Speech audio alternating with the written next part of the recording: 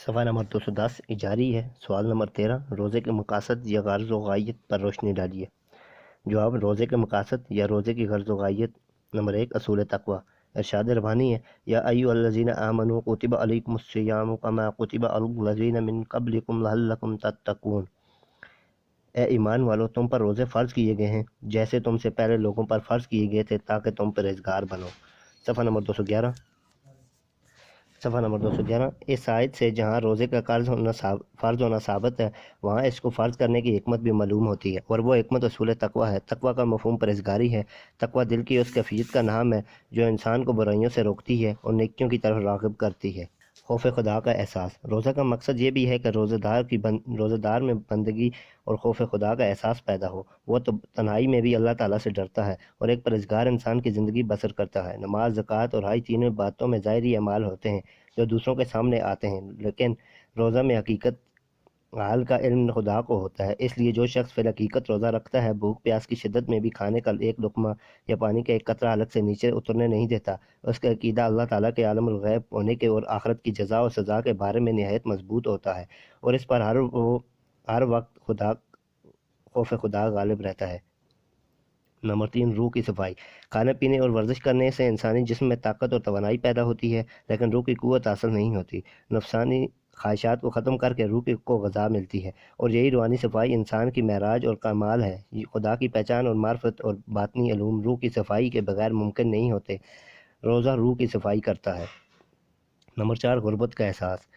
بادشاہ، فقیر، مالدار اور غریب بھوک پیاس کے لحاظ سے تمام یکساں ہوتے ہیں۔ روزے کی بدولت مالدار آدمی جب بھوک اور پیاس کی تکلیف اٹھاتا ہے تو اسے غریبوں کی تکلیف کا تجربہ ہوتا ہے، اور اس کے دل میں غرباء کے ساتھ ہمدردی اور ان کے دکھ درد میں شریک ہونے کا خیال پیدا ہو جاتا ہے۔ صفحہ نمبر 212 نمبر 5 کردار میں بلندی۔ در حقیقت روزہ ایک ماں کی تربیت کا نصاب ہے جو انسان کو محض اللہ تعالیٰ کی رضا جوئی کی خاطر جائز خواہشات سے روکنے کی تربیت ہے، جس سے انسان کے کردار میں بلندی پیدا ہوتی ہے۔ بدکاریوں اور بد اخلاقیوں کو ترک کرنے کی مشق حاصل ہوتی ہے۔ روزے سے انسان کو اللہ تعالیٰ کی نعمتوں کی قدر معلوم ہوتی ہے۔ نمبر 3 زکوٰۃ۔ سوال نمبر 4 زکوٰۃ کا مفہوم و مصارف، نصاب اور فوائد تحریر کیجیے۔ جواب زکوٰۃ کا مفہوم۔ زکوٰۃ کا لغوی معنی پاک صاف کرنے کے ہیں۔ اصطلاح شریعت میں زکوٰۃ اس مال کے حصے کا نام ہے جو اللہ تعالیٰ کے حکم کی تعمیل میں اس کے بتلائے ہوئے طریقہ کے مطابق نادار لوگوں کو دیا جائے۔ یہ مالی عبادت ہر ایسے عاقل، بالغ اور آزاد مسلمانوں پر فرض ہے جس کی ملکیت میں 1 سال تک مال بقدر نصاب موجود ہو۔ نصاب سے مراد مال کا وہ کم از کم اندازہ ہے جو زکوٰۃ کے قابل قبول وصول ہونے کے لیے شریعت نے مقرر کیا ہے۔ جو مال نصاب سے کم ہو اس پر زکوٰۃ لازم نہیں۔ جو انسان زکوٰۃ ادا کرتا ہے وہ خدا کے حکم کے مطابق نہ صرف اپنے مال کو پاک کر لیتا ہے بلکہ اس کے ذریعے اپنے دل کو بھی دولت کی ہوس سے پاک کرتا ہے، اور دولت کے مقابلہ میں اس خدا کی محبت کو اپنے دل میں جگہ دیتا ہے۔ حضور اکرم صلی اللہ علیہ وآلہ وسلم کے ارشاد کے مطابق معاشی معاملات دین کا اہم حصہ ہیں۔ جب انسان وہ دولت جیسی نعمت اللہ تعالیٰ کے حکم پر خرچ کرتا ہے تو اللہ تعالیٰ اس کے احسار کی قدر کرتے ہوئے اس خرچ شدہ مال کو اپنے ذمہ قرار دیتا ہے، اور وعدہ فرماتا ہے کہ بندہ کا یہ قرض وہ کئی گنا بڑھا کر واپس کر دے گا۔ ارشاد ربانی والذین یکنزون الذھب والفضة ولا ينفقونها فی سبیل اللہ فبشرھم بعذاب علیم۔ صفحہ نمبر 213 ترجمہ۔ جو لوگ اگاڑ کر رکھتے ہیں سونا چاندی اور اس کو اللہ کی راہ میں خرچ نہیں کرتے، سو ان کو دردناک عذاب کی خوشخبری سنا دو۔ ان آیات کی روح سے زکوٰۃ کی ادائیگی انسان کے لیے آخرت کی نعمتوں کا حصول اور عذاب جہنم سے نجات کا ذریعہ ہے، جس سے بڑھ کر کوئی نعمت نہیں ہو سکتی۔ نمبر 2 زکوٰۃ کے مصارف۔ زکوٰۃ کی تقسیم کے مدات اللہ تعالیٰ نے خود متعین فرما دی ہے۔ ارشاد ربانی ہے انما الصدقات للفقراء والمساکین والحاملین علیہا والمؤلفۃ قلوبہم وفی الرقاب والغارمین وفی سبیل اللہ وابن السبیل فریضۃ من اللہ واللہ علیم حکیم۔ زکوٰۃ جو ہے سو وہ حق ہے مفلسوں کا اور محتاجوں کا، اور زکوٰۃ کے کام پر جانے والوں کا، اور جن کا دل پر جانا منظور ہو، اور گردنوں کے چھڑانے میں، اور جو تاواں بریں اور اللہ کے راستے میں اور رائے مسافر کو ٹھہرایا ہوا ہے۔ اللہ تعالیٰ سب کو جاننے والا اور حکمت والا ہے۔ زکوٰۃ کن لوگوں کو دینا چاہیے؟ نمبر 1 فقراء، وہ لوگ جن کی زندگی تنگ دستی سے گزر رہی ہو۔ نمبر 2 مساکین، وہ لوگ جو نادار ہیں اور کمانے سے معذور ہیں۔ صفحہ نمبر 214 عاملین، وہ لوگ جو زکوٰۃ وصول کرنے کے لیے ملازم رکھے ہیں۔ نمبر 4 جہاد کرنے والے، وہ لوگ جو خدا کی راہ میں لڑنے والے ہیں۔ نمبر 5 مسافر، ایسے مسافر جو وطن سے دور ہیں اور اپنا مال و اسباب کھو بیٹھتے ہیں۔ نمبر 6 عازمین، وہ لوگ جو مقروض ہیں اور قرض ادا نہیں کر سکتے۔ نمبر 7 غلام، وہ لوگ جو غلامی میں جکڑے ہوئے ہوں، مالکوں کو رقم دے کر آزاد ہونا چاہتے ہیں۔ زکوٰۃ کن لوگوں کو دینا جائز نہیں؟ نمبر 1 اپنی اولاد یا ان کی اولاد۔ نمبر 2 والدین، دادا، نانا وغیرہ۔ نمبر 3 خاوند اپنی بیوی اور بیوی اپنے شوہر کو۔ نمبر 4 اہل بیت اور سیدوں کو۔ نمبر 5 غیر مسلم کو۔ نمبر 6 مسجد کی تعمیر و کفن دفن۔ نمبر 6 ایسے مسلمانوں کو جس کے پاس مکان سامان ہو۔ نمبر 8 دور دراز علاقوں میں زکوٰۃ کا مال بھیجنا مناسب نہیں۔ صفحہ نمبر 215 زکوٰۃ کے لیے نصاب، مال پر زکوٰۃ، جس کے پاس 7 تولہ سونا یا 52 تولے چاندی یا اس کی مالیت کے برابر نقدی یا سامان تجارت اپنی حاجات اور ضروریات سے زائد فارغ ہو اور اس پر سال گزر جائے تو اس کو 40واں حصہ بطور زکوٰۃ دینا واجب ہے۔ نمبر 2 فصل پر زکوٰۃ، زمین کی پیداوار تھوڑی ہو یا بہت، جو ہی فصل تیار ہو جائے زکوٰۃ کی ادائیگی لازم ہو جاتی ہے۔ نہری اور چاہی زمین سے 20واں اور بارانی زمین سے 10واں حصہ زکوٰۃ فرض ہے اور اس میں سال کا گزرنا شرط نہیں۔ نمبر 3 جانوروں پر زکوٰۃ، مویشیوں اور جانوروں پر زکوٰۃ واجب ہے۔ بھیڑ بکریوں کا نصاب کم از کم 40، بھینسوں اور گایوں کا کم از کم 30 اور اونٹوں کا کم از کم 5 مقرر ہے۔ گھر کے استعمال کی چیزوں پر زکوٰۃ فرض نہیں۔ دیوانہ اور بچے پر زکوٰۃ واجب نہیں۔ وہ شخص جس پر اتنا قرض ہو کہ اس کے ادا کرنے کے بعد اس کے پاس نصاب جتنا مال باقی نہ رہے، اس پر زکوٰۃ لازم نہیں۔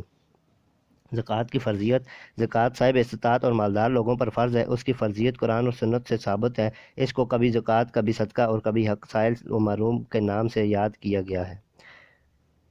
القرآن وَأَقِیمُوا الصَّلَاةَ وَآتُوا الزَّکَاۃَ، ترجمہ اے مومنو نماز قائم کرو اور زکوٰۃ ادا کیا کرو۔ صفحہ نمبر 216 وَالَّذِینَ فِی أَمْوَالِهِمْ حَقٌّ مَعْلُومٌ لِلسَّائِلِ وَالْمَحْرُومِ، ترجمہ اور یہ وہ لوگ ہیں جن کے مالوں اور حاجت مندوں اور ناداروں کے لیے معلوم اور حق مقرر ہے۔ نمبر 2 احادیث نبوی، حضرت معاذ رضی اللہ تعالیٰ عنہ کو یمن میں کا عاقل مقرر کرتے وقت زکوٰۃ کے متعلق فرمایا تُؤْخَذُ مِنْ أَغْنِیَائِهِمْ فَتُرَدُّ إِلَىٰ فُقَرَائِهِمْ، ترجمہ اے معاذ زکوٰۃ دولت مندوں سے وصول کی جائے اور اس کو محتاج افراد میں لوٹائی جائے۔ زکوٰۃ کے فوائد، معاشی فوائد، سودی نظام معیشت میں محنت کے مقابلے میں سرمایہ کی افادیت کہیں زیادہ ہے۔ اس کے لیے محنت کش اور کارکن طبقہ مسلسل غریب سے غریب تر ہوتا چلا جاتا ہے اور سرمایہ دار مختلف طریقوں سے ان کی دولت اٹھاتا جاتا ہے۔ اس طرح معاشی نظام مفلوج ہو کر رہ جاتا ہے۔ زکوٰۃ اس صورتحال کا بہترین حل ہے۔ اس نظام کے ذریعے دولت کا ایک دہارا امیر طبقے سے غریب طبقے کی جانب مڑ جاتا ہے، جس سے غریب کی معاشی حالت بہتر ہو جاتی ہے۔ اس حقیقت کو قرآن حکیم نے ان الفاظ میں بیان کیا ہے یمحق اللہ الربا او یربی الصدقات، ترجمہ مٹاتا ہے اللہ سود کو، بڑھاتا ہے اور خیرات کو۔ ادائیگی زکوٰۃ کا ایک فائدہ یہ ہے کہ زکوٰۃ کے ذریعے پیدا ہونے والی کمی کو پورا کرنے کے لیے صاحب مال اپنی دولت کسی نہ کسی منفعت بخش کاروبار میں لگانے پر مجبور ہوتا ہے، جس سے سرمایہ کاری میں اضافہ ہوتا ہے۔ صفحہ نمبر 217 نمبر 3 معاشرتی فوائد، سودی نظام معیشت میں ایک طرف مفلس طبقہ ناداری کے مصائب سے دوچار ہوگا تو دوسری طرف صاحب ثروت طبقہ دولت اور فراوانی سے پیدا ہونے والے اخلاقی امراض مثلاً عیاشی، آرام کوشی اور فکر آخرت سے غفلت کا شکار ہو جائے گا۔ ظاہر ہے ایسی صورت میں ان دونوں طبقوں میں حسد اور حقارت کے علاوہ کوئی اور رشتہ باقی نہیں رہے گا، بلکہ وقت کے ساتھ ساتھ یہ کشیدگی بڑھتی جائے گی۔ نظام زکوٰۃ اس صورتحال کا بہترین حل ہے۔ ان تمام انفرادی اور اجتماعی فوائد کے پیش نظر حضور اکرم صلی اللہ علیہ وسلم کو مدینہ کی اسلامی ریاست کے قیام کے فوراً بعد یہ ہدایت کی گئی خذ من اموالہم صدقۃ تطہرہم وتزکیہم بہا، ترجمہ لے ان کے مال میں سے زکوٰۃ کے پاک کرے تو ان کو اور بابرکت کرے تو ان کو اس کی وجہ سے۔ سوال نمبر 15 زکوٰۃ کی اہمیت واضح کیجیے۔ زکوٰۃ کی اہمیت، دنیا کے ہر مذہب نے محتاجوں کی احانت اور انسانیت کی خدمت کی تلقین کی ہے، لیکن اسلام نے اس پر خاص زور دیا ہے۔ اسلام نے ہر صاحب استطاعت پر ایک خاص حصہ مقرر کیا ہے جو اسے سال بسال ادا کرنا چاہیے۔ پھر اسے اتنی اہمیت دی ہے کہ نماز کے بعد اس کا دوسرا درجہ ہے۔ اسلام نے اس کو عبادت قرار دے دیا ہے۔ قرآن و حدیث میں اس کی تاکید ہے۔ جب رسول پاک صلی اللہ علیہ وآلہ وسلم کے وصال کے بعد کچھ لوگوں نے زکوٰۃ دینے سے انکار کیا تو حضرت ابوبکر صدیق رضی اللہ تعالیٰ عنہ نے ان سے جنگ کی۔ شریعت محمدی صلی اللہ علیہ وآلہ وسلم میں زکوٰۃ ادا کرنے پر بڑی تاکید کی ہے۔ ارشاد ہوتا ہے صفحہ نمبر 218، وَأَقِیمُوا الصَّلَاةَ وَآتُوا الزَّکَاۃَ، ترجمہ نماز قائم کرو اور زکوٰۃ ادا کرتے رہو۔ نمبر 2، یقیمون الصلاۃ ویؤتون الزکوٰۃ، نماز ادا کرتے ہیں اور زکوٰۃ ادا کرتے ہیں۔ نمبر 3، ویل للمشرکین الذین لا یؤتون الزکوٰۃ، ان مشرکوں پر افسوس ہے جو زکوٰۃ ادا نہیں کرتے۔ والذین یکنزون الذہب والفضة ولا ينفقونها فی سبیل اللہ فبشرهم بعذاب علیم یوم یحمى علیہا فی نار جہنم فتقوی بها جباہهم وجنوبهم وظہورهم هذا ما کنزتم لانفسکم فذوقوا ما کنتم تکنزون۔ ترجمہ، وہ لوگ جو سونا چاندی جمع کرتے ہیں اسے اللہ کی راہ میں خرچ نہیں کرتے، انہیں دردناک عذاب کی خوشخبری سناؤ جس دن اسی سونے اور چاندی کو دوزخ کی آگ میں پتا کر ان کے ہاتھوں، پہلوؤں اور پیٹھوں کو داغا جائے گا اور ان سے کہا جائے گا کہ یہ ہے جو تم نے اپنے لیے دنیا میں جمع کیا تھا، اب اپنے جمع کیے کا مزہ چکھو۔ حدیث نبی، مذکورہ بالا قرآنی آیات کے علاوہ نبی کریم صلی اللہ علیہ وسلم کی بے شمار حدیثیں موجود ہیں جن میں زکوٰۃ کی اہمیت اور ادائیگی پر مختلف طریقوں سے تاکید کی گئی ہے۔ نمبر 1، آپ صلی اللہ علیہ وآلہ وسلم نے فرمایا کہ جس شخص کو اللہ تعالیٰ مال دے اور اس میں سے زکوٰۃ ادا نہ کرے، قیامت کے دن اس کا مال اژدہا بن کر توپ کی طرح اس کے گلے میں ڈال دیا جائے گا۔ وہ اس کے دونوں جبڑوں کو ڈسے گا اور کہے گا کہ میں تیرا مال ہوں، میں تیرا خزانہ ہوں۔ صفحہ نمبر 219۔ نمبر 2، آپ صلی اللہ علیہ وسلم نے فرمایا جو شخص زکوٰۃ ادا نہیں کرتا اس کی نماز قابل قبول نہیں۔ ایک حدیث میں زکوٰۃ نہ دینے والا سب سے پہلے جہنم میں جائے گا۔ حضرت ام سلمہ رضی اللہ تعالیٰ عنہ نے سونے کا زیور پہنا ہوا تھا۔ انہوں نے حضور اکرم صلی اللہ علیہ وسلم سے دریافت کیا کہ کیا یہ ایسا مال تو نہیں جس پر عذاب کی خبر قرآن عزیز میں ہو؟ آپ صلی اللہ علیہ وسلم نے فرمایا جس چیز کی زکوٰۃ ہو جائے وہ پاک ہو جاتی ہے۔ سوال نمبر 16، زکوٰۃ کے مقاصد یا غرض و غایت تحریر کیجیے۔ زکوٰۃ کے مقاصد یا اس کی غرض و غایت۔ نمبر 1، اثار اور مالی قربانی۔ زکوٰۃ کے ذریعے انسان کے اثار اور مالی قربانی کے جذبہ کو پرکھا جاتا ہے، کیونکہ اسلام کی خدمت تبلیغ کا صحیح حق وہی فراغ حوصلہ، عالی ظرف اور پاک نیت افراد زکوٰۃ ادا کرتے ہیں جو کسی شکریہ اور معاوضہ کی توقع کیے بغیر اپنی پسند کا بہترین مال راہ خدا میں دینے پر آمادہ ہوتے ہیں۔ نمبر 2، غرباء و مساکین کی امداد۔ زکوٰۃ کا ایک مقصد یہ ہے کہ اس کے ذریعے غریبوں اور حاجت مندوں کی مدد ہوتی ہے اور ان کی حاجات اور ضروریات کا احساس پروان چڑھتا ہے۔ حضور اکرم صلی اللہ علیہ وآلہ وسلم نے فرمایا کہ زکوٰۃ دولت مندوں سے لے کر غریبوں اور حاجت مندوں کو دی جائے۔ نمبر 3، باہمی الفت۔ زکوٰۃ مسلمانوں کے امیر و غریب طبقہ میں باہمی الفت و محبت پیدا کرتی ہے اور اس طرح اسلامی معاشرہ کو تقویت ملتی ہے۔ نیز انسان میں عالمگیر اخوت و بھائی چارہ اور ہمدردی کا جذبہ پرورش پاتا ہے۔ زکوٰۃ ادا کرنے سے وہ اخلاقی قوت اور طاقت پیدا ہوتی ہے جو مال کی محبت کو رافت اور شفقت پر غالب آنے نہیں دیتی، ورنہ دولت کا بے حد جمع ہو جانا انسان کو متکبر اور مغرور بنا دیتا ہے۔ صفحہ نمبر 220، رضا الہی کا حاصل ہونا۔ راہ خدا میں مال صرف کرنے سے اللہ تعالیٰ کی رضا اور خوشنودی حاصل ہوتی ہے اور مسلمان اللہ تعالیٰ کا مخلص، فرمانبردار اور اطاعت شہار بندہ بن جاتا ہے۔ نمبر 5، گداگری کا خاتمہ۔ گداگری اور بھیک مانگنے کی رسم قطعی طور پر ختم کر دینا زکوٰۃ کی حقیقی روح ہے۔ نمبر 6، احساسات ملی کا بیدار ہونا۔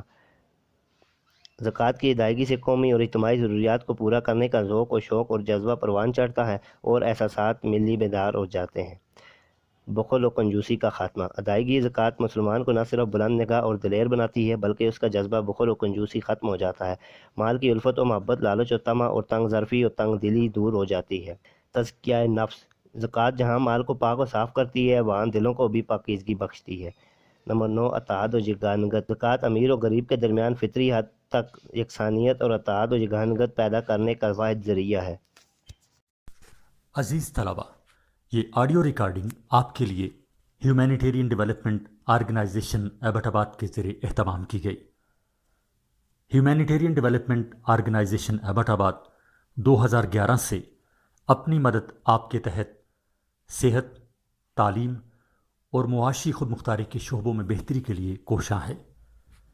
ادارہ نے نہ صرف خیبر پختونخوا بلکہ ملک بھر کے نابینا طلباء کی تعلیمی مشکلات اور رکاوٹوں کو دور کرنے کے لیے ایف اے تا ماسٹرز لیول کی نصابی کتب اور کورسز، جن میں علامہ اقبال اوپن یونیورسٹی کے کورسز بھی شامل ہیں، کو آڈیو ریکارڈنگ میں منتقل کرنے کا اہتمام کیا ہے تاکہ نابینا طلباء اعلیٰ تعلیم تک رسائی حاصل کر کے ملک و قوم کی ترقی اور خوشحالی میں اپنا بھرپور کردار ادا کر سکیں۔ یہ تمام آڈیو ریکارڈنگز نابینا طلباء کو بالکل مفت فراہم کی جا رہی ہیں۔ نابینا طلباء کے علاوہ دیگر طلباء بھی اس تعلیمی سہولت سے استفادہ کر سکتے ہیں۔ ہیومینیٹیرین ڈیولپمنٹ آرگنائزیشن ایبٹ آباد، ای میل HDOATD@gmail.com، ویب سائٹ HDORG.net، رابطہ نمبر 03459541 یعنی 0345 9541 838۔ صفحہ نمبر 220 ہی جاری ہے۔ آج سوال نمبر 17، حج کا مفہوم اور اہمیت پر روشنی ڈالیے۔ جواب: حج کا مفہوم حج کے لغوی معنی ارادہ کرنا یا زیارت کرنا ہے، لیکن جب ہم اسے اسلامی اصطلاح میں استعمال کرتے ہیں تو اس سے مراد مقررہ قوانین و ضوابط کے مطابق مقررہ عبادات اور رسومات کے ساتھ خانہ کعبہ کی زیارت کرنا ہے۔ صفحہ نمبر 221، حج سال میں ایک دفعہ فرض ہے اور اس شخص پر فرض ہے جس کے پاس حج کرنے کی استطاعت ہو۔ حج ارکان اسلام میں چوتھا رکن ہے۔ عبادات میں نماز اور روزے کے بعد اس کا ذکر آتا ہے۔ یہ وہ عبادت ہے جس میں ایک شخص کا مال اور جسم دونوں شریک ہوتے ہیں۔ گویا حج مالی اور جسمانی دونوں قسم کی عبادت پر مشتمل ہے۔ حج 9 ہجری میں فرض ہوا۔ نمبر 2، حج کی اہمیت۔ القرآن حج کی اہمیت کا اندازہ قرآن مجید کی اس آیت کریمہ سے بخوبی ہوتا ہے۔ وَلِلَّهِ عَلَى النَّاسِ حِجُّ الْبَيْتِ مَنِ اسْتَطَاعَ إِلَيْهِ سَبِيلًا وَمَنْ كَفَرَ فَإِنَّ اللَّهَ غَنِيٌّ عَنِ الْعَالَمِينَ۔ ترجمہ: اور اللہ کا حق ہے لوگوں پر حج کرنا اور اس گھر کا جو شخص قدرت رکھتا ہو اس کی طرف راہ چلنے کی، اور جو نہ مانے تو پھر اللہ پرواہ نہیں رکھتا جہاں کے لوگوں کی۔ اس آیت میں بتایا گیا ہے کہ جامع عبادت اللہ تعالیٰ کی خاطر فرض کی گئی ہے اور اس کا اپنے بندوں پر حق بھی ہے، لیکن اس سے اللہ تعالیٰ کی کوئی اپنی غرض وابستہ نہیں، بلکہ اس کے ذریعے بندوں کو فائدہ پہنچانا مقصود ہے۔ ادائیگی حج کا سب سے بڑا فائدہ گناہوں کی بخشش ہے۔ اس آیت میں یہ بھی بتایا گیا ہے کہ جو شخص قدرت رکھنے کے باوجود حج کرنے سے گریز کرے گا اس کا طرز عمل کافرانہ ہے۔ احادیث: حضور اکرم صلی اللہ علیہ وآلہ وسلم کا ارشاد ہے: من حج للہ فلم یرفث ولم یفسق رجع کیوم ولدتہ امہ۔ ترجمہ: جو کوئی اللہ تعالیٰ کے حکم کی تعمیل میں حج کرتا ہے اور دوران حج فسوق و فجور سے باز رہتا ہے۔ صفحہ نمبر 222، وہ گناہوں سے اس طرح پاک ہو کر لوٹتا ہے گویا ابھی اپنی ماں کے پیٹ سے پیدا ہوا ہو۔ اپنے گناہگار بندوں کو دنیا ہی میں پاک صاف کر دینے کا یہ انتظام جہاں اللہ تعالیٰ کے کرم کی دلیل ہے، وہاں اس سے فائدہ اٹھانا حد درجہ کی ناشکری ہے اور بدبختی ہے۔ حضور اکرم صلی اللہ علیہ وسلم کا ارشاد ہے: من لم یمنعہ حاجۃ ظاہرۃ او سلطان جائر او مرض حابس فلم یحج فلیمت ان شاء یہودیا و ان شاء نصرانیا۔ ترجمہ: جس صاحب استطاعت شخص کو نہ کوئی ظاہری ضرورت حج سے روک رہی ہو، نہ کوئی ظالم بادشاہ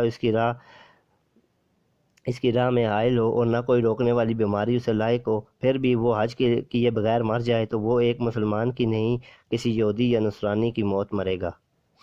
حج کے آداب و شرائط: ان سے مراد وہ اعمال و احکام حدود شرائط ہیں جنہیں حج کی ادائیگی کے دوران پیش نظر رکھنا چاہیے۔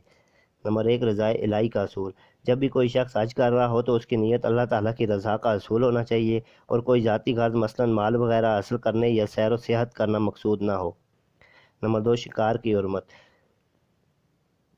احرام کی حالت میں شکار کرنا جائز نہیں۔ ارادتاً شکار کرنے کی صورت میں کفارہ یا بدلہ ادا کرنا ہوگا۔ جو شکار کیے ہوئے جانور کی طرح کوئی جانور کعبہ لے جا کر قربان کیا جائے، یہ بدلہ ہوگا، اور کفارہ یہ ہے کہ جانور کی قیمت کو ملحوظ رکھتے ہوئے مسکینوں کو کھانا کھلایا جائے یا مسکینوں کی گنتی کے برابر روزے رکھے جائیں۔ صفحہ نمبر 223 احرام باندھنا۔ دوران حج کوئی شخص سلا ہوا کپڑا استعمال نہیں کر سکتا۔ جب بھی کوئی شخص حج کی نیت کرے گا تو وہ حالت احرام میں داخل ہوتے وقت تمام سلے ہوئے کپڑے اتار دے گا۔ فقط 2 غیر سلی ہوئی چادریں استعمال کی جائیں گی۔ مکہ کے ارد گرد بعض مقامات مقرر ہیں جہاں سے احرام باندھا جاتا ہے۔ نمبر 4 حق کے لیے تعاون۔ اگر دوسرے لوگ زیارت کعبہ کے لیے آئیں تو انہیں منع نہیں کیا جا سکتا، کیونکہ مسلمانوں کو یہ نصیحت ہے کہ وہ تمام اچھے امور میں تعاون کریں اور برے کاموں میں تعاون نہ کریں۔ نمبر 5 جنگ کی ممانعت۔ حالت احرام میں لڑائی جھگڑے سے باز رہنے کی ہدایت کی گئی، لیکن اگر دشمن جنگ کرے تو اپنے بچاؤ کے لیے لڑنے کی اجازت ہے۔ نمبر 6 احصار کی صورت۔ جب کسی شخص نے حج کا ارادہ کر کے احرام باندھ لیا ہو، لیکن بعض حالات مثلاً بیماری، تکلیف یا دشمن کا رکاوٹ کی وجہ سے ادائیگی حج کی صورت نہ بنتی ہو، تو ایسی صورت میں وہ شخص کسی دوسرے شخص کے ساتھ قربانی کا جانور مکہ شریف بھیج دے، اور جب اسے یقین ہو جائے کہ قربانی اپنے مقام پر پہنچ گئی ہے تو اس وقت وہ حالت احرام سے باہر آ سکتا ہے اور بال وغیرہ کٹوا سکتا ہے۔ نمبر 7 سر کے بال کٹوائے جا سکتے ہیں۔ عام حالات میں احرام باندھنے والا احرام کھولنے تک کے عرصہ میں اپنے بال وغیرہ نہیں ترشوا سکتا۔ اگر وہ بیمار ہو جائے یا اس کے سر میں تکلیف ہو جائے تو بال کٹوا سکتا ہے، لیکن شرط یہ ہے کہ وہ فدیہ دے، جو 3 طرح کا ہے۔ وہ 3 دن کے روزے رکھے، یا 6 مسکین کو کھانا کھلائے، یا پھر قربانی دے، یا قربانی کم از کم 1 بکری کی ہونی چاہیے۔ صفحہ نمبر 224 تمتع کی صورت۔ حج سے کے ساتھ عمرہ ملانے کو تمتع کہتے ہیں۔ تمتع وہی لوگ کر سکتے ہیں جو دور دراز علاقوں سے آئے ہوں۔ اللہ تعالیٰ نے اہل مکہ اور جو غیر مکہ کے لوگوں کو تمتع کی سعادت سے محروم رکھا ہے، وہ صرف حج کر سکتے ہیں، حج کے ساتھ عمرہ نہیں کر سکتے۔ نمبر 9 وہم پرستی کا ازالہ۔ جو لوگ چاند ستاروں کے متعلق مختلف قسم کے توہمات منسوب کرتے ہیں وہ گمراہی میں مبتلا ہیں۔ دراصل چاند کا طلوع و غروب وقت کے حساب کے لیے ہے تاکہ حج کے مہینہ کا تعین ہو سکے۔ نمبر 10 حج کے مہینے۔ حج کے 3 مہینے شوال، ذی-القعدہ اور ذی الحجہ ہیں۔ حج کے اصل ارکان تو ذی الحجہ کے دوسرے ہفتے میں شروع ہوتے ہیں، مگر حج کی نیت اور احرام باندھنا شوال ہی سے شروع ہو جاتا ہے۔ احرام اس خاص لباس یا پوشش کا نام ہے جو حدود احرام یا میقات میں داخل ہوتے وقت ہر حاجی کے لیے لازم ہو جاتا ہے۔ یہ غیر سلی ہوئی 2 چادروں پر مشتمل ہوتا ہے، اس کے علاوہ کوئی اور چیز جسم پر نہیں پہنی جا سکتی۔ نمبر 11 میدان عرفات کی شرط۔ دور جاہلیت میں اہل مکہ حج کے ایام میں حرم میں مکہ سے باہر جانا ضروری نہیں خیال کرتے تھے۔ اللہ تعالیٰ نے اس غرور کو پاش کرتے ہوئے حکم دیا کہ سب کے لیے حرم مکہ سے باہر یعنی میدان عرفات تک جانا ضروری اور شرط حج ہے۔ نمبر 12 ایام حج میں پابندیاں۔ بعض مباح اور جائز چیزیں یعنی روزے کی طرح ایام حج میں ناجائز ہو جاتی ہیں، اس کو درج ذیل امور سے باز رہنا چاہیے۔ صفحہ نمبر 225 رفث نہیں ہوگا۔ ہر چیز سے جس کا شہود کے ساتھ تعلق کو پرہیز کیا جائے، مباشرت کے دوائی اور مبادل سے اجتناب و پرہیز کیا جائے، اور ہر قسم کی شیوانی تذکرے سے کنارہ کشی کی جائے۔ فسوق نہیں ہوگا۔ اس کے تحت چھوٹے بڑے ہر قسم کے گناہ کی ممانعت آ گئی ہے۔ جدال نہیں ہوگا۔ مار پیٹ اور ہاتھا پائی علیحدہ رہی، زبانی بحث و تکرار اور حجت بازی ممنوع رہے گی۔ حج کے فوائد تحریر کیجیے۔ حج کے فوائد۔ رضائے الہی کا اصول۔ حج کا اصل فائدہ یاد الہی اور تقریب خداوندی ہے۔ اس کا سب سے بڑا فائدہ دینی مقصد کی تکمیل ہے۔ اس کی ادائیگی سے اللہ تعالیٰ اور اس کے رسول صلی اللہ علیہ وآلہ وسلم کی خوشنودی حاصل ہوتی ہے۔ اسلام کے لیے اولین مرکز یعنی بیت اللہ میں پہنچ کر ایک مسلمان کو روحانی معراج اور حضور قلب حاصل ہوتا ہے۔ نمبر 2 اتحاد، یگانگت اور مساوات کا مظاہرہ۔ مسلمانان اسلام لاکھوں کی تعداد میں ہر سال خانہ کعبہ میں جمع ہوتے ہیں۔ ان کی شکلیں، رنگ، زبانیں، لباس اور تمدن ایک دوسرے سے مختلف ہوتا ہے، لیکن ایک خاص حد میقات پر پہنچتے ہیں تمام لوگ اپنا اپنا قومی لباس اتار کر ایک طرح کے سادہ لباس میں ملبوس ہو جاتے ہیں، اور اس طرح وحدت تنظیم قومی اور اتحاد عالم اسلامی کا بہترین مظاہرہ کرتے ہیں۔ صفحہ نمبر 226 بین الاقوامی اخوت اور عالمگیر اسلامی برادری کا ذریعہ۔ دنیا اسلام میں مسلمان ایک مرکز پر جمع ہوتے ہیں۔ اللہ کی پاک سرزمین میں ایک دوسرے سے ملتے ہیں اور اللہ کے نام کو بلند کرتے ہیں، وہاں نہایت آسانی کے ساتھ اپنے مصائب اور تکلیف کے انسداد کے وسائل پر غور کر سکتے ہیں۔ مختلف ممالک کے مسلمانوں کو ایک دوسرے کو سمجھنے اور قریب تر آنے کے مواقع ملتے ہیں، ایک دوسرے کے دکھ سکھ سے آشنا ہوتے ہیں، پھر وہاں سے اخوت، ہمدردی اور اصرار کا نیا جذبہ اور جوش لے کر دوبارہ عالم اسلام میں پھیلتے ہیں۔ نمبر 4، دینی، سیاسی، معاشی اور ثقافتی مسائل کا حل۔ اس شاندار اجتماع میں مسلمانوں کے دینی، سیاسی اور معاشی اور ثقافتی مسائل کا حل بھی سوچا جا سکتا ہے۔ بین الاقوامی تجارت کی طرف قرآن مجید نے بھی سورہ الحج میں ارشاد فرمایا ہے، آج کا اصل مقصد یہ ہے کہ اپنے اپنے فوائد کو حاصل کریں اور اسی کے ساتھ ہی چند مخصوص دنوں میں خدا کو بھی یاد کر لیا کرو۔ آج سے دین کی اشاعت اور تبلیغ میں بڑی مدد ملتی ہے۔ نمبر 5، جغرافیائی معلومات کا وسیلہ۔ آج جغرافیائی معلومات کا حاصل کرنے کا بھی ایک وسیلہ ہے۔ اس سفر سے انسان علمی تحقیقات کر سکتا ہے اور جغرافیہ اور سیاحت کے فوائد بھی حاصل کر سکتا ہے۔ گزشتہ دور کے مسلمانوں نے سفر حج کے نتیجہ میں اپنی سیاحت کے آلات قلم بند کر کے علم جغرافیہ کو بڑی تقویت پہنچائی۔ نمبر 6، نیک عمل، توبہ، خدا پرستی کے اثرات۔ حج کرنے والے کے دل پر نیک عمل، توبہ اور خدا پرستی کے اثرات غالب ہو جاتے ہیں، وہ خدا کی طرف لو لگاتا ہے اور اس کا دل پاک صاف ہونے لگتا ہے۔ ان فوائد کے علاوہ اور بے شمار فوائد ہیں جن کا اندازہ اس بات کی سعادت حاصل کرنے کے بعد ہی ہو سکتا ہے۔ صفحہ نمبر 227، عدل۔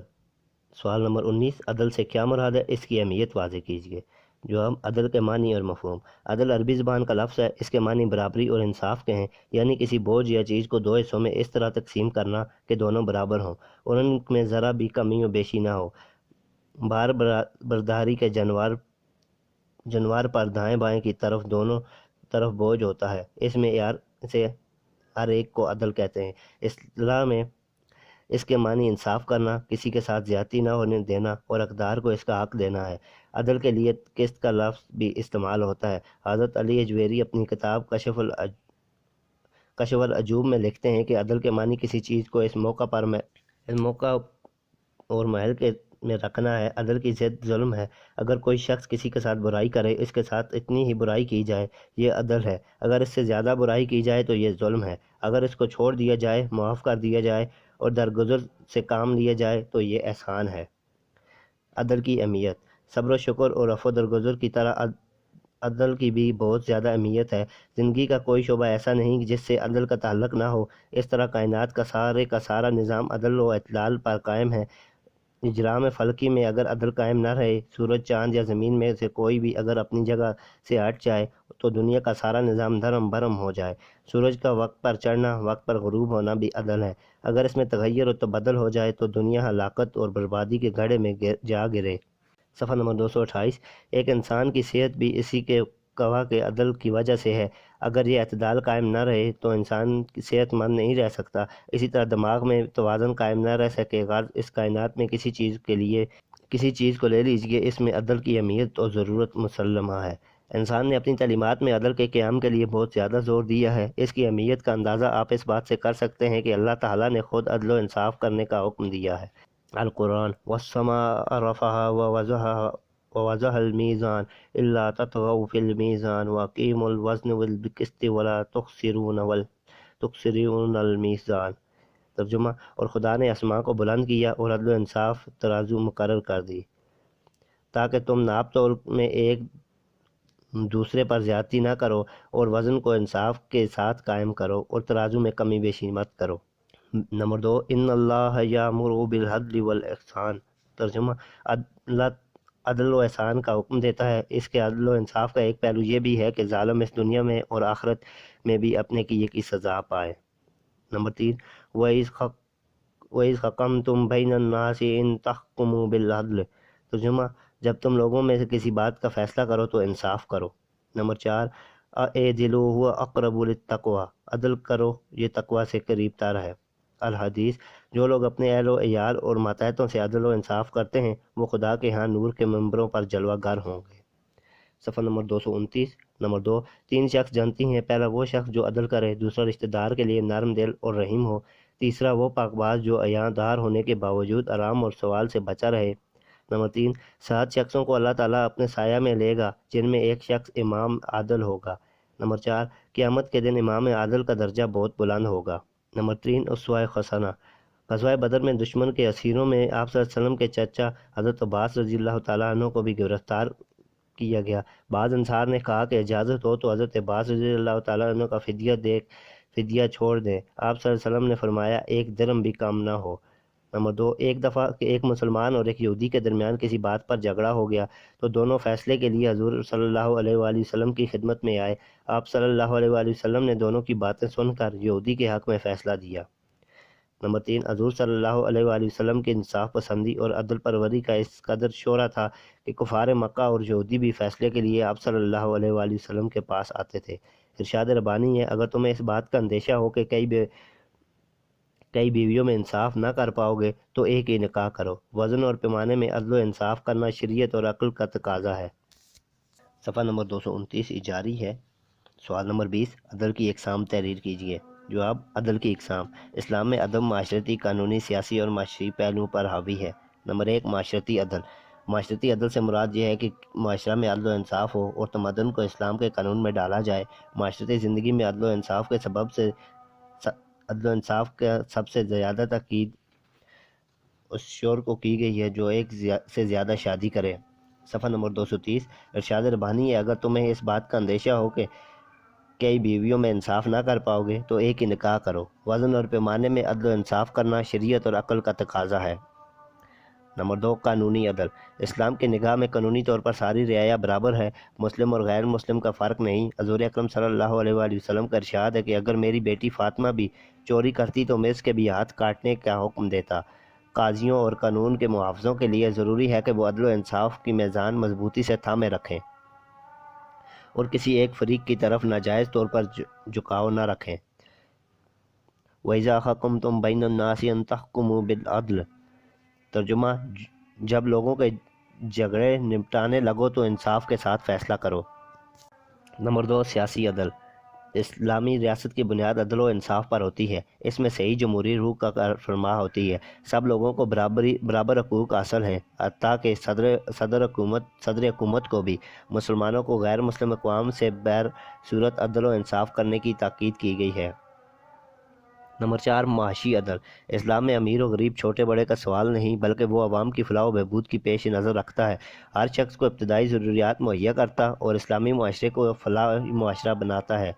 قرآن مجید میں مسلمانوں کو امۃ وسطیٰ، بیچ کی امت کا خطاب جن وجہ سے دیا گیا ہے ان میں ایک وجہ فخر الدین رازی کے نزدیک یہ ہے کہ امت افراط تفریط سے محفوظ رہ کر رائے اعتدال پر قائم ہے۔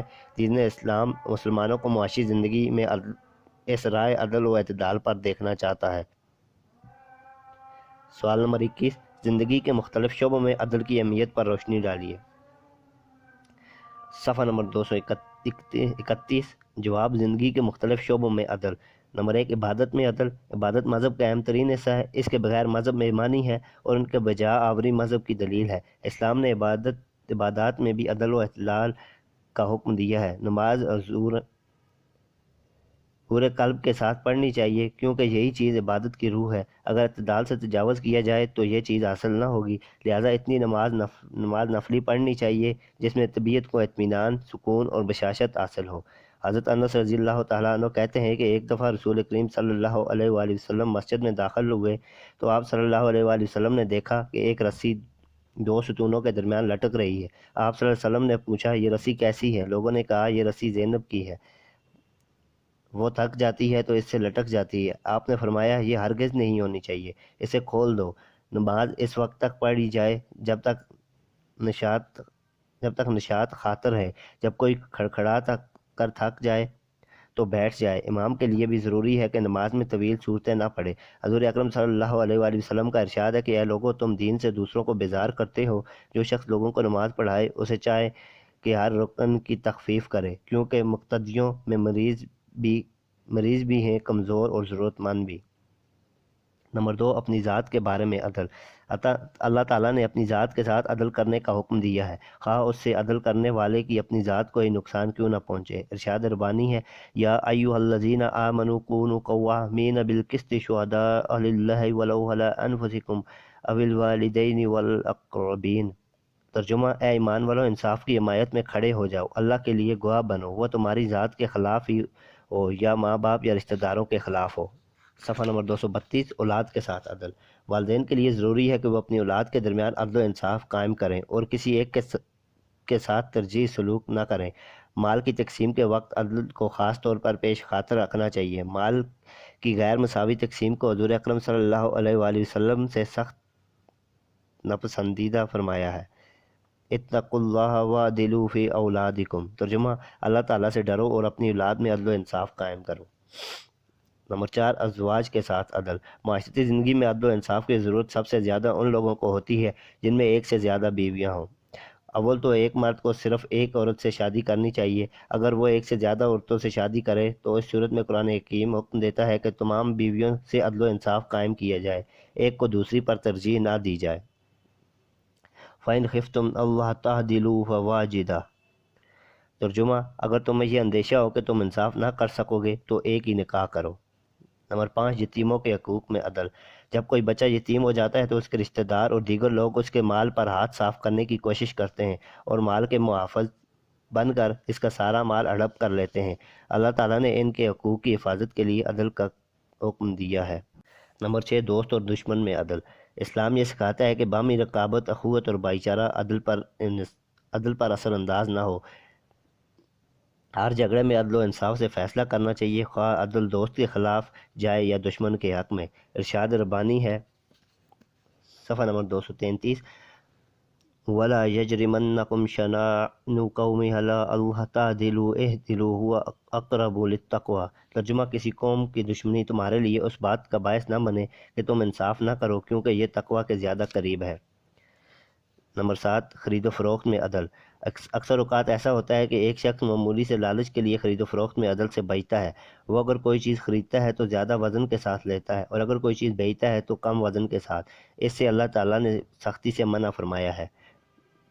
وَأَوْفُوا الْكَيْلَ وَالْمِيزَانَ بِالْقِسْطِ۔ انصاف سے پورا ناپ تول کرو۔ نمبر 8، نظام سلطنت میں عدل۔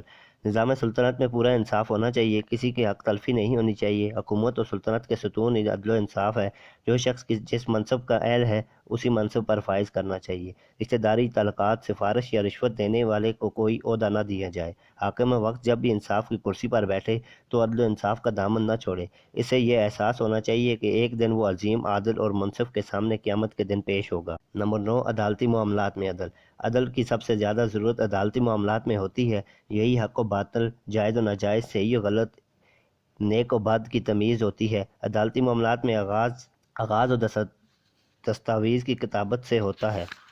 صفحہ نمبر 234۔ ان دستاویز کے متعلق اللہ تعالیٰ فرماتے ہیں، وَلْيَكْتُبْ بَيْنَكُمْ كَاتِبٌ بِالْعَدْلِ۔ ترجمہ: تمہاری باہمی قرارداد کو کاتب انصاف سے لکھے۔ مصالحت میں عدل۔ دو شخصوں میں صلح صفائی کرنا بھی عدالتی معاملہ ہے۔ اگر دو شخصوں میں تعلقات ٹھیک نہ رہیں تو مصلح صلح کرانے والا کا کام ہے کہ عدل و انصاف سے قائم لے کہ دونوں کو ملا دے اور ان کی رنجش اور ناراضگی ختم کرا دے۔ صفحہ نمبر 235۔ احسان۔ سوال نمبر 22، احسان کا مفہوم اور اہمیت بیان کیجیے۔ جواب، معنی و مفہوم۔ احسان کا لغوی معنی نیکی کرنا، اچھائی اور بھلائی کرنا، اچھا کام کرنا، حسن و سلوک اور محبت سے پیش آنا اور اچھا برتاؤ کرنا ہے۔ یہ نیکی کے ہر کام کو احاطہ کیے ہوئے ہے۔ قرآن پاک میں احسان کے لیے فضل کا لفظ بھی استعمال ہوا ہے۔ اس صورت میں یہ زیادہ تر مالی اعانت کے لیے استعمال ہوتا ہے۔ بعض جگہ احسان کے لیے معروف کا لفظ بھی آیا ہے۔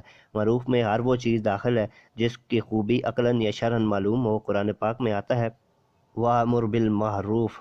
اے نبی، آپ صلی اللہ علیہ وسلم نیکی کا حکم دیجیے۔ نیکی کیا ہے؟ اس کی توضیح رسول اللہ صلی اللہ علیہ وسلم نے فرما دی ہے۔ ارشاد ہے، کُلُّ مَعْرُوفٍ صَدَقَةٌ۔ ترجمہ: ہر نیکی ثواب کا کام ہے۔ نیکی ایسی چیز ہے جسے ہر شخص کر سکتا ہے، خواہ وہ امیر ہو یا غریب، مرد ہو یا عورت، عام ہو یا خاص، یہ ہر مسلمان کے لیے واجب اور ضروری ہے۔ حدیث میں احسان کی صورت کی تعریف یہ کی گئی ہے، احسان یہ ہے کہ اللہ کی عبادت اس طرح کی جائے گویا تو اسے خود دیکھ رہا ہے، پس اگر تو اسے نہیں دیکھ سکتا تو وہ تجھے دیکھتا ہے۔ اسلام میں احسان کا مقام بہت بلند ہے۔ عفو درگزر، نیک برتاؤ، فیاضیانہ معاملہ وغیرہ سب اس میں داخل ہے۔ دراصل یہ عدل و انصاف سے بھی بلند چیز ہے۔ صفحہ نمبر 236۔ احسان کی اہمیت۔ القرآن۔ احسان بہت اچھی چیز ہے۔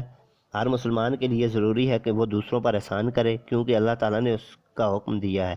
قرآن میں ارشاد ربانی ہے، ان اللہ یأمر بالعدل والاحسان۔ ترجمہ، اللہ تعالیٰ عدل و احسان کرنے کا حکم دیتا ہے۔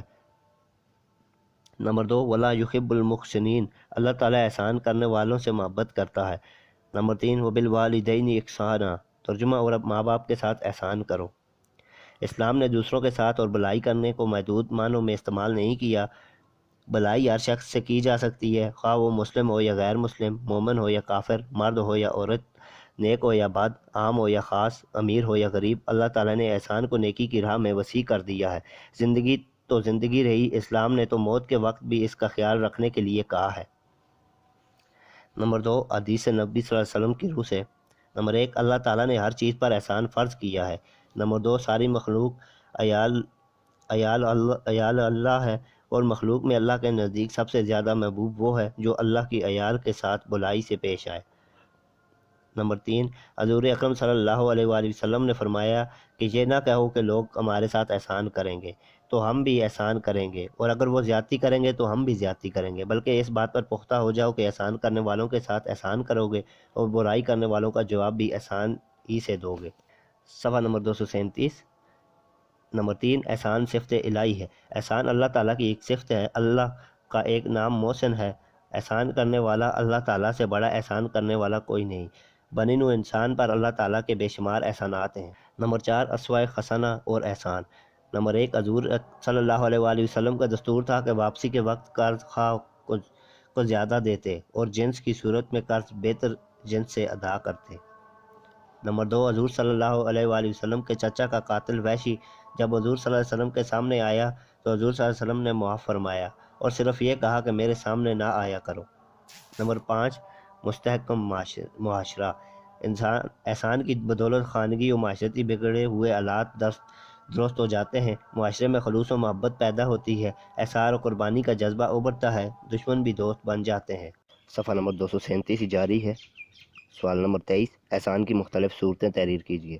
نمبر 1، خدا کے ساتھ احسان۔ انسان پر اللہ تعالیٰ کے بے شمار احسانات ہیں۔ اللہ نے انسان کو اپنی نعمتوں سے نوازا ہے۔ قرآن کہتا ہے کہ اگر تم اللہ تعالیٰ کی نعمتیں بے شمار کرنا چاہو تو نہ کر سکو گے۔ انسان کا فرض ہے کہ وہ خدا تعالیٰ کے ساتھ احسان سے پیش آئے۔ اس کا مطلب یہ ہے کہ ہم اللہ تعالیٰ کی عبادت نہایت خلوص و انکساری سے کریں۔ نمبر 2، والدین کے ساتھ احسان۔ اللہ تعالیٰ کے بعد انسان کا سب سے بڑا محسن اس کے والدین ہیں۔ اللہ تعالیٰ نے والدین کے ساتھ احسان کرنے کا خصوصی حکم دیا ہے۔ اللہ نے خدمت کو ضروری قرار دیا ہے۔ والدین کے ساتھ گستاخی سے پیش آنا خدا کی ناراضگی کے مترادف ہے۔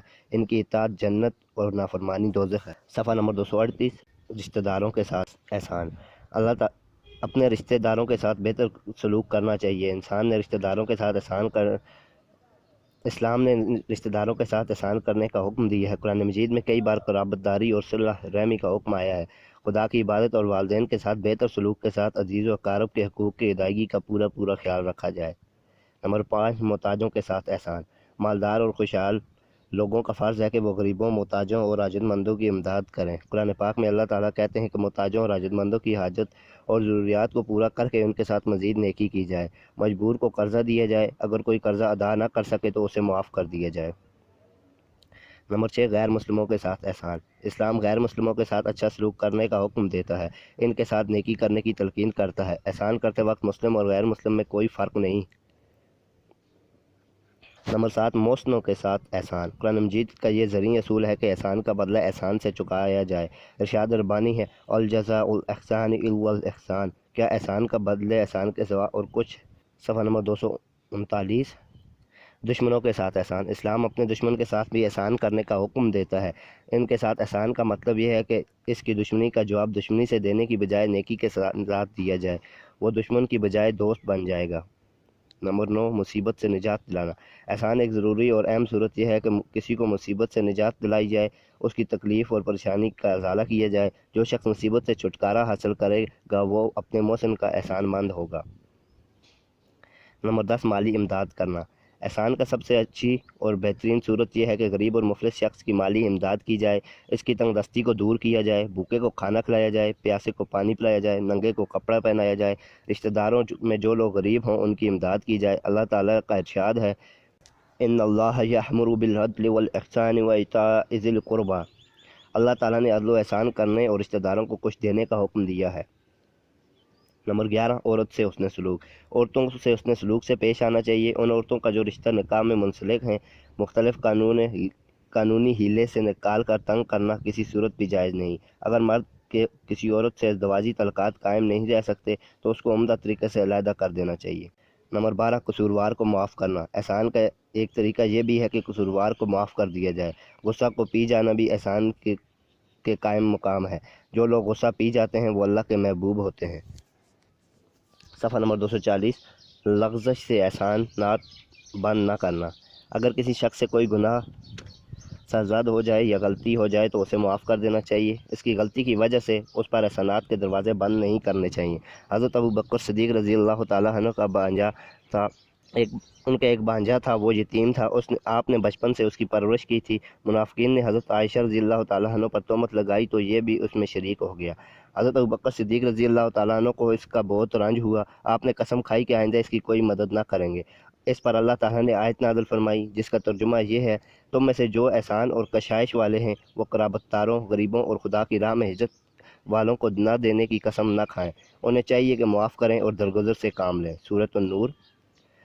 نمبر 14، مقروض سے نرمی برتنا، بعض اوقات مقروض وقت پر قرض کی ادائیگی نہیں کرتا۔ ایسے حالات میں اسلام ہی ایک ایسا مذہب ہے جو قرض کے اصول میں نرمی اور فراخی کی تلقین کرتا ہے۔ یہ نرمی دکھانا بھی مقروض پر احسان کرنا ہے۔ اگر مقروض بہت تنگ دست ہے اور مال کی ادائیگی نہیں کر سکتا تو اسے قرض معاف کر دیا جائے۔ ارشاد ربانی ہے، وَإِنْ كَانَ ذُو عُسْرَةٍ فَنَظِرَةٌ إِلَىٰ مَيْسَرَةٍ أَوْ أَن تَصَدَّقُوا خَيْرٌ لَكُمْ۔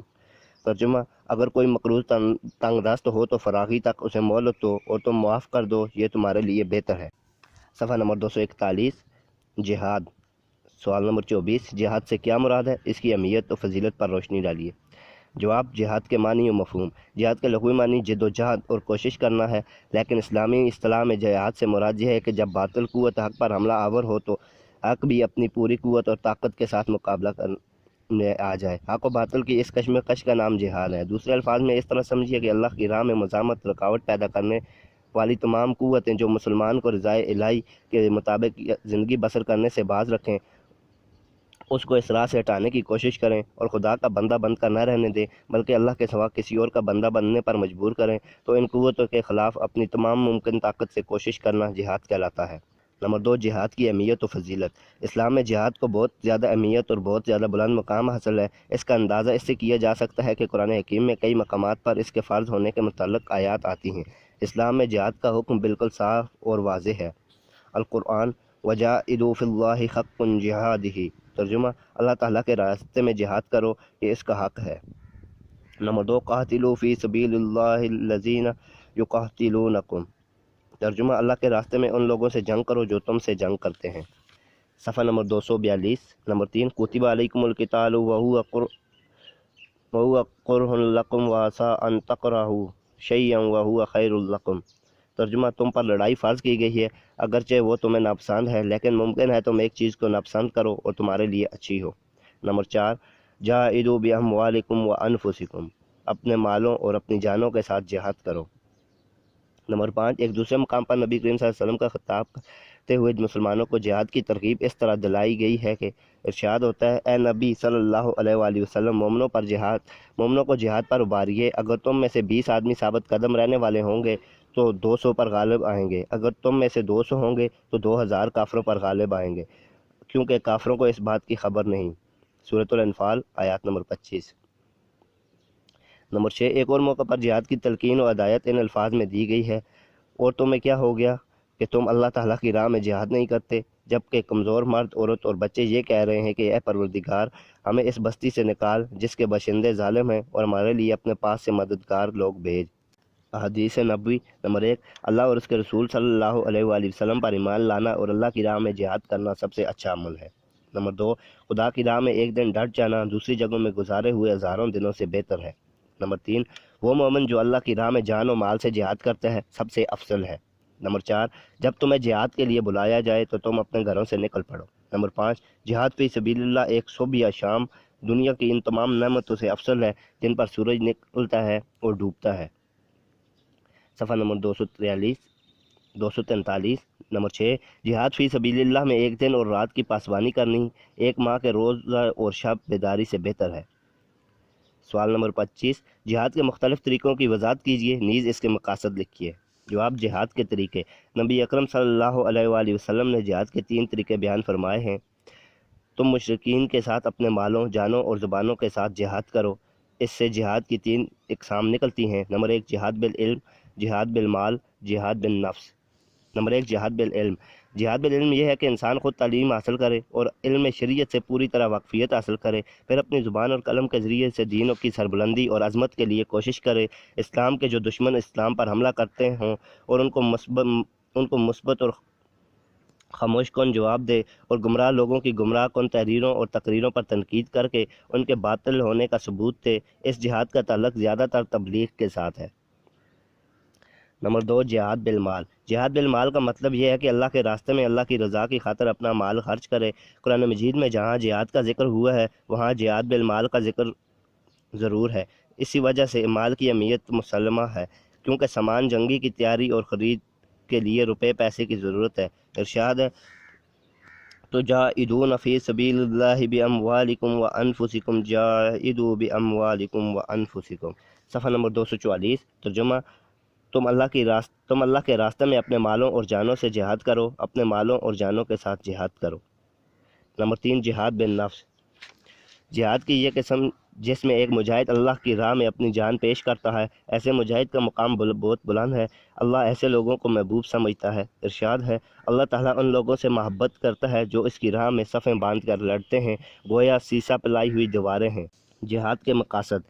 جہاد سے مسلمانوں کو زندگی نصیب ہوتی ہے، فتنہ فساد ختم ہو جاتا ہے، امن و سکون اور آزادی کی فضا قائم ہو جاتی ہے، دین اسلام کی توسیع اور اشاعت ہوتی ہے اور اسلام کی عظمت اور وقار بڑھ جاتا ہے۔ اسلام اور دوسرے مذاہب میں فرق یہ ہے کہ اسلام محض ایک مذہب ہی نہیں بلکہ وہ اجتماعی تحریک بھی ہے، جس کا مقصد علم انسان کے لیے ایک ایسی پرسکون فضا پیدا کرنا ہے جس میں بنی نوع انسانوں کو عدل و انصاف، فارغ البالی اور خوشحالی کی دولت میسر آ سکے، اور ایک ایسا معاشرہ وجود میں آئے جس میں طبقاتی امتیازات اور رنگ و نسل کے اختلافات کے لیے کوئی گنجائش نہ ہو، جہاں اونچ نیچ، افراط تفریط اور سرکشی و فتنہ فساد ہنگامی اور مفتود ہو، تاکہ نوع انسانی امن و امان اور عدل و انصاف کے ساتھ زندگی بسر کر سکے۔ یہی اسلامی ریاستوں یا حکومت الہی کا مقصد ہے۔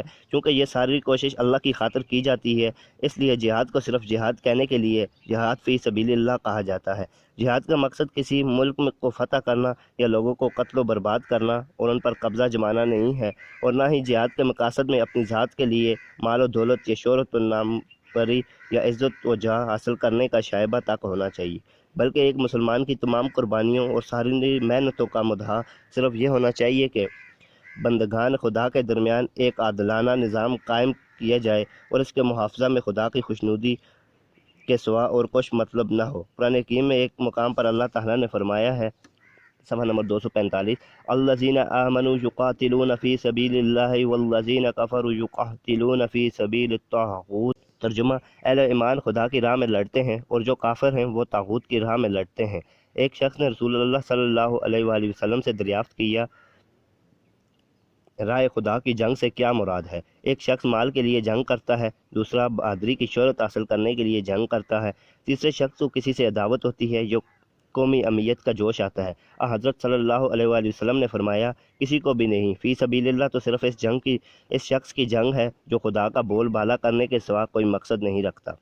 جہاد کی اقسام۔ جہاد کی اقسام۔ داخلی جہاد۔ داخلی جہاد سے مراد یہ ہے کہ خود معاشرے میں جو برائیاں پائی جائیں ان کے خلاف جنگ کی جائے اور اس طرح سے ان کا خاتمہ کیا جائے، کیونکہ یہ برائیاں دین کی نشر و اشاعت اور اسلام کی ترقی اور تعمیر میں رکاوٹ بنتی ہیں۔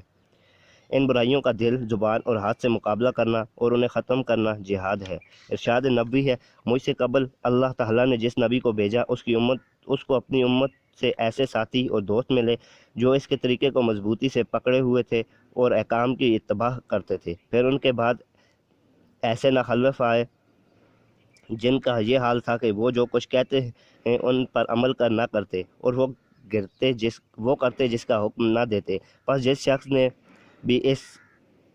نے بھی اپنے ہاتھ کے ذریعے ان کے ساتھ جہاد کیا وہ مومن ہے، جس نے اپنی زبان کے ساتھ جہاد کیا وہ بھی مومن ہے، اور جس نے اس کے بعد رائے برابر بھی ایمان کا درجہ نہیں۔ جہاد کی پہلی صورت تو یہ ہے کہ وہ اس برائی کو جو معاشرہ میں موجود ہے اپنے ہاتھ کی قوت سے ختم کر دیا جائے۔ اگر اتنی طاقت موجود نہیں تو پھر زبان کی طاقت سے کام لیا جائے۔